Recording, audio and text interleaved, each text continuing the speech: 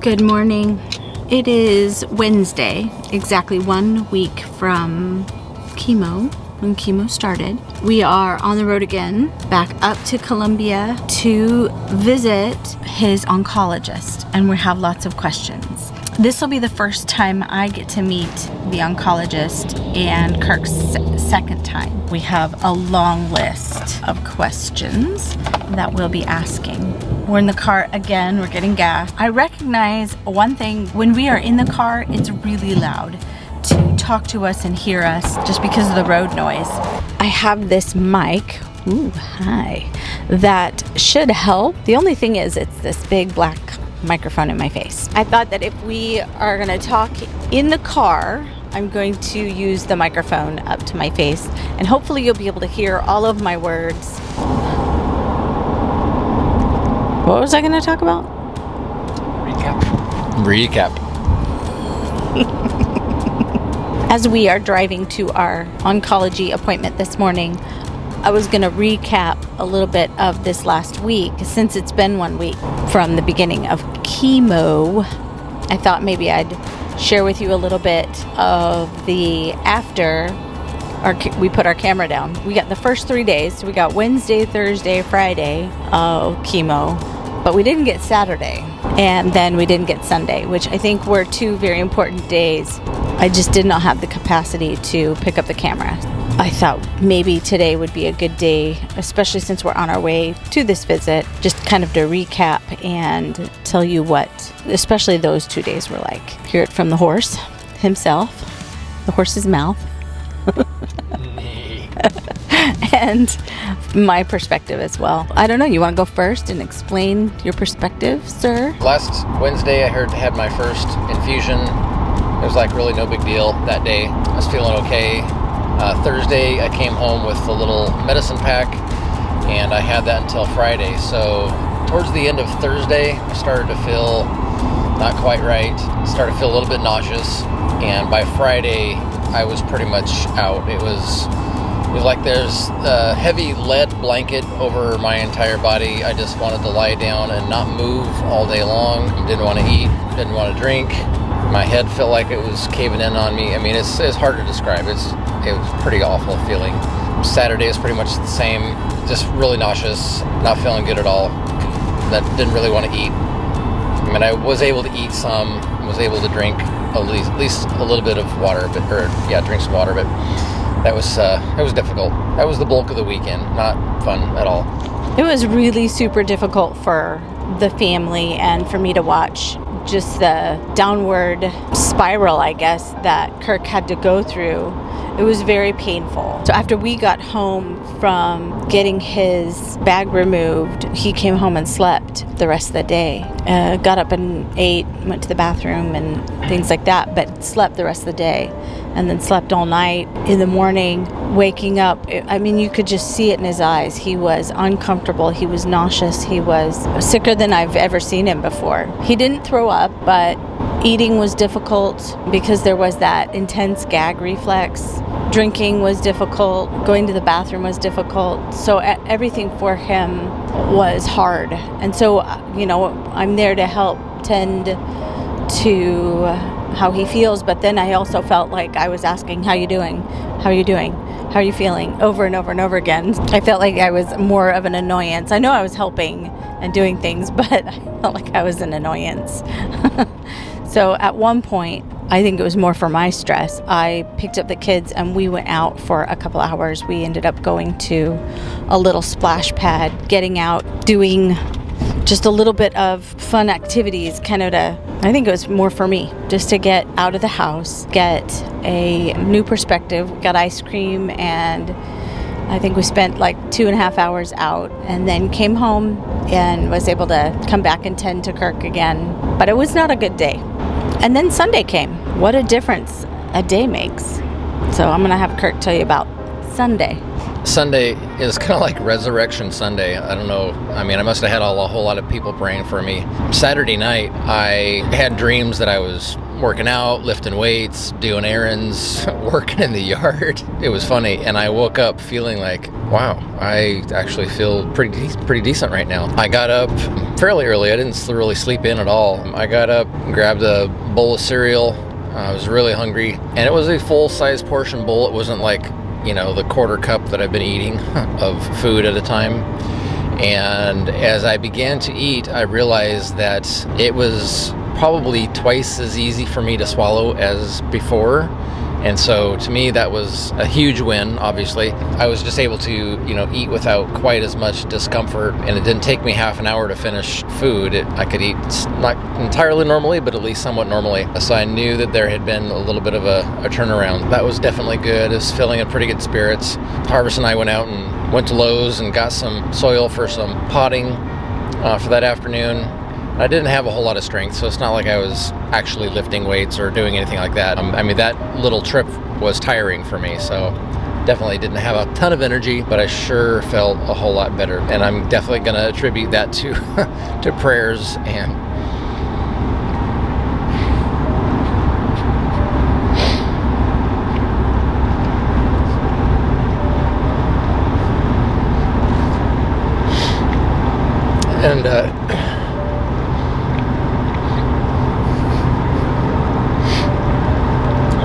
just the healing power of God that I've been believing for this whole time. So I'm gonna keep contending and believing that God is faithful and He will continue to heal me through this process. I don't control when or how He heals. My belief and faith is strong, and I'm so grateful for all of your prayers, because it really means a lot, and I'm definitely feeling it. We really saw the turnaround when he woke up on Sunday. He actually got up before me, and when I woke up, he was not in bed. So I got up and looked around thinking, is he passed out somewhere? He was in such a state the day before that I had probably a 4-second moment of panic, because I didn't know where he was at first. And, I woke up, and if you know me, I take my time getting out of bed. So I sprung out of bed and had this moment of panic. And of course, then my stomach hurt. But I came down, and he is in the living room on the couch, sitting there with a smile on his face, looking like he'd never been sick. So it was such a turnaround and amazing, because I felt like the last couple days had been a bit of a nightmare, and I was waking up from that nightmare. It was super emotional for me. Asked how he was doing for the umpteenth time. He said, I'm doing really good. And I could see that he had eaten all of the food, and it was just so overwhelming and emotional that we both cried a little, because we were really, really thankful. I think the waves of emotions came in. I shared this with Kirk. I think I don't, in the midst of stressful situations when I'm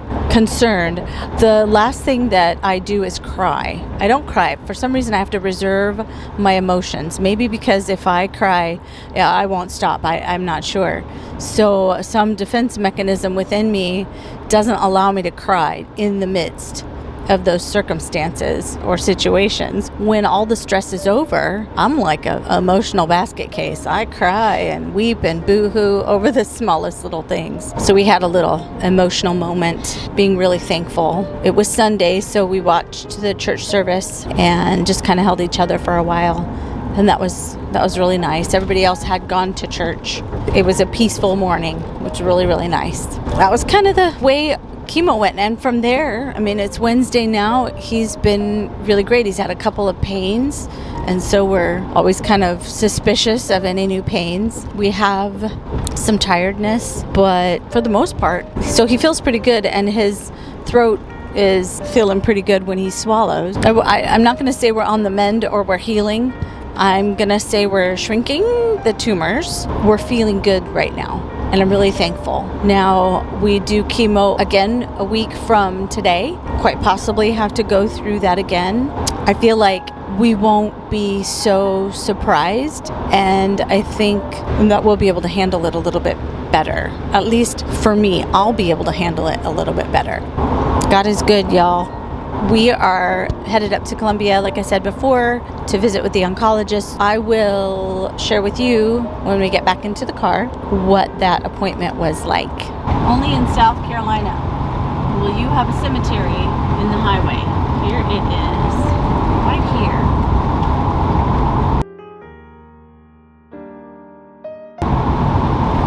How'd you feel about the doctor's visit? We got a lot of information. Some of it was just kind of a recap. He was encouraged by the fact that I've been able to swallow food more easily. That's definitely a plus. He was able to go over some testing that he had ordered, and so that was good to kind of hear the results of that. Basically, we were waiting on a test to kind of figure out origin, because it's in my liver and esophagus. He was able to determine that the esophagus was, kind of the origin. Kind of went over his estimate of how long I've had this, and he said best guess maybe 5 months. So it's not like been this thing I've had for years and years and years, and finally it's developed into something. He did say he was concerned by the fact that it seems to be more aggressive than what he'd like to see because of how fast it spread from my esophagus to my liver. That's obviously a concern. He said if this is the right treatment path and I'm tolerating the treatments, we're just gonna have to play it one treatment at a time and see how well my body responds. If we get some continued shrinkage in tumors, and then we'll continue that path.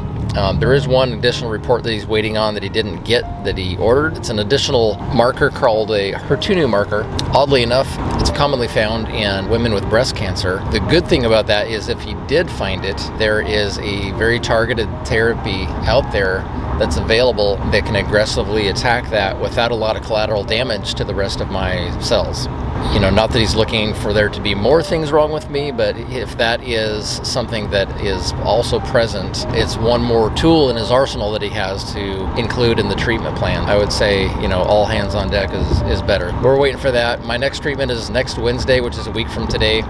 And he said if he gets that report back, there's a potential he could have that included in my next treatment as early as my next treatment. So that would be good. I really felt like this was a very positive visit. I really am encouraged by all the information that we were able to get from the doctor. His white blood cell count has not dropped, which is great because that is a common side effect of chemotherapy and can make you very sick and very susceptible to outside sicknesses where your body can't fight off a cold or a cough. It can make you very, very sick. I'm going to read some of my notes. We did get a confirmation that it did start in the esophagus stomach area, which is what Kirk said, but that was good for us to know. Also know that that's where they're treating it and getting the therapy targeting that area. It did start right around when Kirk was feeling pretty sick, actually. He was feeling fatigued and he had gone into the doctor. If you catch one of our earlier videos, we talk about kind of the timeline. As we're looking back, we're looking at maybe a time when, oh gosh, maybe that's when it started. Well, we just kind of got confirmation that is probably when it started. It was right around December when Kirk was feeling a little bit fatigued, a little bit more fatigued than normal. I mean, that's good to know. And I guess the lesson there is listen to your body. If your body's saying something, listen and fight for your body, fight for your wellness. We did get a confirmation that it is stage 4. It's not surgically curable. It has to be more targeted with medicine. He did say he wants to go about 6 to 8 rounds of chemo, then kind of step back and reevaluate. I think that's good. That gives us a date, a time, a goal, and then quite possibly if everything's responding very well, then we could transition then to just immunotherapy and go from there. For how long, we're not exactly sure. I guess we'll evaluate as that goes. And then what we'll be praying for is the aggressive cancer that he happens to have will not be able to mutate faster than the chemo will be able to kill it. Because it's kind of like chasing a moving target in that cancer likes to live.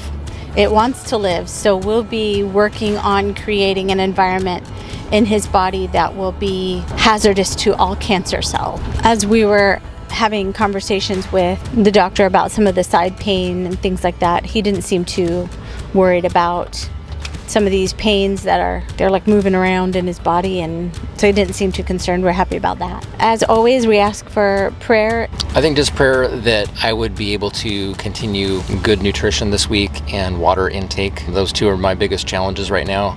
I just want to make sure that I get my body ready for this next round is really what I need to be doing over the next week. And so I think just prayer that I would be able to find good nutrition and be consistent at it. I'd love for him to be at a place where eating isn't as difficult, at which we're on that track right now, so that when we get to the next round of chemo, he might experience a little bit of nausea, but it won't be nearly the kicker as it was this last weekend. I think with that, we'll close out. We are stuck behind a train. We'll talk to you soon and have good news again to report. Otherwise, today's been good. It's a good day. Blessings. I'll catch you next time.